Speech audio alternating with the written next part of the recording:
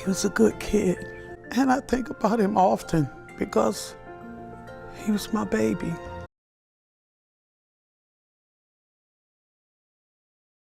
Erik Wilson Gathers Jr., aka Hank Gathers, born February 11th, 1967, died March 4th, 1990.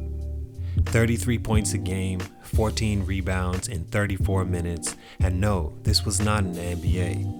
This is a college basketball player that was 6'7", 210 pounds, and played the power forward position. Sadly, we wouldn't be able to see him perform in the league because in his senior season, just as it was about to come to an end and he would be able to enter the league, he collapsed next to Heat coach Erik Spoelstra, got up for a few seconds before succumbing to his heart disorder.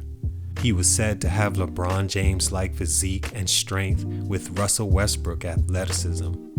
At 33 points a game and 14 rebounds, he led Division I basketball at the time and would have made him a possible, and in my book, clear #1 pick in the 1990 NBA draft. Especially seeing as another power forward, Derek Coleman, whom he dominated statistically, was that year's first selection. Here's what stunted his growth and didn't allow him to reach the heights many believe he could had things went differently. Let's get into his story. It's your boy JC Stunted Growth. Let's get it.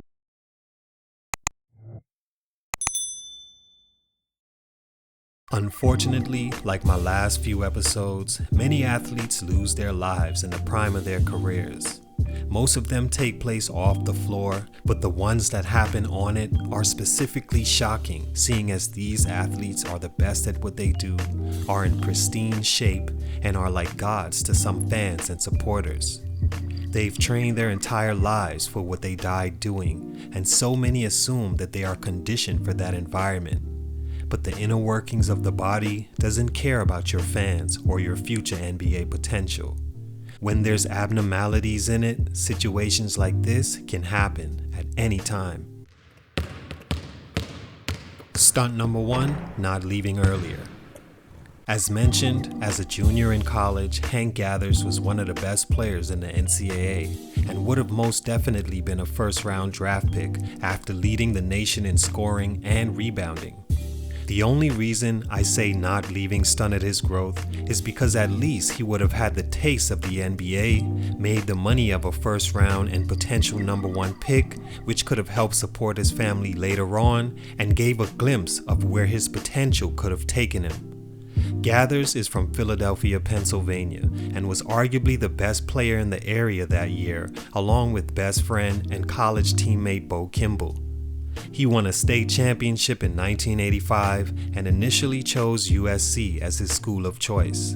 In the fall of that year, they both left for USC, and as freshmen, he averaged 8 points and 5 rebounds and was 4th on the team in scoring behind Bo Kimble. The team finished with an 11-17 record, and shortly after, head coach Stan Morrison was fired. Many players, including Gathers, didn't take losing their coach that recruited them being fired and threatened to leave the school if they couldn't have say in who the program hired next. The program decided to hire George Raveling to Gathers and Kimball's dislike, and so they decided to leave USC after Raveling gave them a deadline to remain on the team or not. They both transferred to Loyola Marymount, where Hank became an absolute star as a sophomore after sitting out due to transfer rules, averaging 22 points a game and 8 rebounds in just under 30 minutes.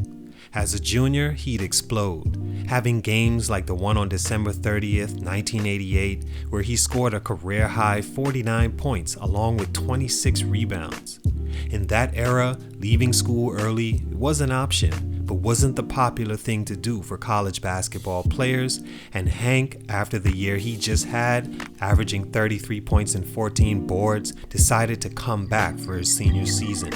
We can speculate that leaving early and getting into the NBA culture that has better medical and training staffs may have prevented what happened to him, or being at peace, knowing he could finally provide for his family, may have placed less stress on his heart. But those are just that, speculations.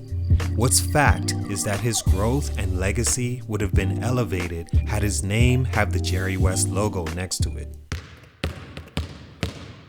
Stunt number 2, first collapse. Many don't remember that him collapsing on the floor in 1990 was not his first time experiencing such a thing, and not even the sole time that season.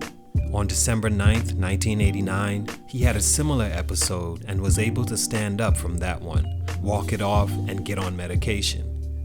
It's alleged that throughout the process of taking medication, he began to stop taking it for spurts of time because it hindered his energy and performance. And on game days, he wouldn't take the medication at all. He was prescribed 240 milligrams of Inderol to be taken daily, but cut back to just 40 milligrams of it on game days. After collapsing, he returned from missing 3 weeks and 2 games and picked up right where he left off. In a nationally televised game against LSU and Shaquille O'Neal, Gathers had his way, finishing with 48 points and 13 rebounds. The first collapse was a huge sign for Gathers to slow it down and think clearly about what just happened and what this now means for his future moving forward. He would do things according to the reports like not show up to heart exams, especially if they fell on game days. A move that in hindsight could have been taken more seriously. A few days before his death, it is said Hank didn't show up to his scheduled checkup and was ignoring all phone calls from the doctor asking him to come in. Apparently not wanting to hear any bad news, he decided being drugged up at that point in the season was not an option, seeing as the conference tournament and NCAA tournament were coming up. Along with being on those doctor-prescribed drugs, which were frequently adjusted or not taken at all, and the sport he was in that pushed his heart to its limit, I believe led his body to not understanding how to process his situation and caused it to fail the first time. Stunt number 3, Hooper's Hoop. It's a saying that can relate to more than basketball. I've heard it used in many situations to describe a person that no matter what they're going through, are going to do what they want anyway. Getting caught with a gun in Chicago nowadays, hey, Hooper's Hoop. It's just what the youth in that city do and almost have to see another day. A thief going to jail for stealing, getting out and returning for the same crime, hey, Hooper's Hoop. It's just what a thief is going to do. Gathers was a hooper to the core and a tough person that prided himself on always walking like the strong young man he was and never showing weakness. Even moments before his death, he told the staff that ran to his aid that he wanted to stand up, that he didn't want to just lay there and die. No matter the condition, I don't think unless you remove his legs, Gathers was ever going to stop playing. Sure, I'll take the medication for my heart.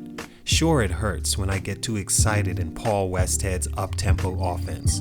Sure, this has happened to me before. I got up and finished playing, didn't I? Hoopers are gonna hoop. As a senior, he was a candidate for National Player of the Year and assumed lottery pick.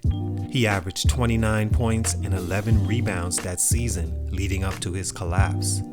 On March 4th, 1990, Hank went up against Erik Spoelstra's team for an alley-oop dunk, which was successful until he took a few more light jogging steps, turned around to play their typical press defense, and suddenly fell to the floor.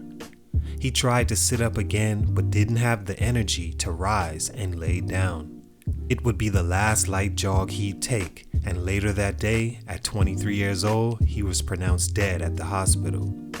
All Hank wanted to do was play basketball. Hoopers, true ones, are like that. You play through almost anything as long as you can run, jump, and shoot a shot. But there are certain things that aren't worth putting at risk, and your heart is the most important. Had he been able to go on to the NBA, who knows what this guy's growth could have looked like. Because of the reasons above, the basketball world will never know. Salute to Loyola for honoring him with a statue outside their athletic facility and retiring his number 44 jersey. Also to Bo Kimble, who eventually made the NBA and played 3 seasons in the league. Following Gathers' death, Kimble honored him in a game by shooting his free throws left-handed. something Hank had to learn to do because he was so bad at the line shooting with his dominant hand. Bo was 3 for 3 shooting that way and displayed legendary tribute to his late best friend. Loyola, after Gathers and Bo's senior year, haven't made the tournament since. Also salute to his family that had to endure this tragic ending to their beloved son and brother. Seemed like a great person, great basketball player, and may he rest in peace. Sleep well, Hank.